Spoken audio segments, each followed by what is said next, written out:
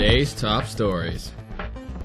The London-based Financial Times newspaper reported today that France, Germany, and Britain are proposing a tough list of additional sanctions to be imposed against Iran in an effort to curtail the latter's nuclear drive.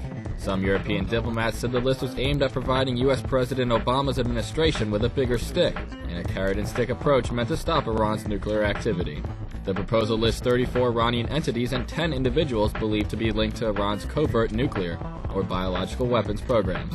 All the individuals listed face penalties for the first time, including the commander and deputy head of the Basij Resistance Force. The United States yesterday criticized Iran for what it said was a worsening human rights record, accusing Tehran of severely restricting civil liberties, freedom of religion, and workers' rights.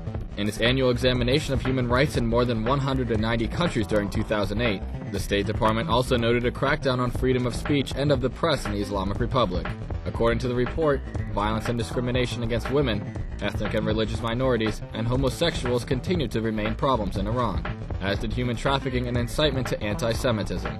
The report said, quote, "There were numerous reports of arbitrary and false arrests during the year, highlighting the arrest of 7 members of the Baha'i National Leadership Body in March and May, as well as the detention of brothers Arash and Kamiyar Aleh, 2 renowned AIDS researchers." Iran and Russia have discussed a deal under which Moscow would deliver nuclear fuel to Iran's first nuclear power plant at Bushehr for 10 years.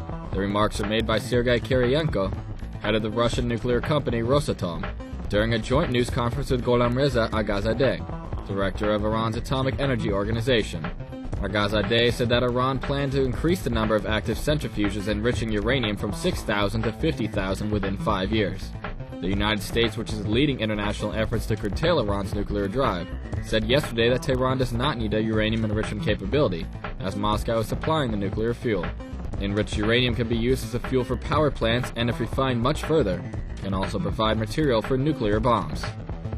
These stories and more at IranVNC.com.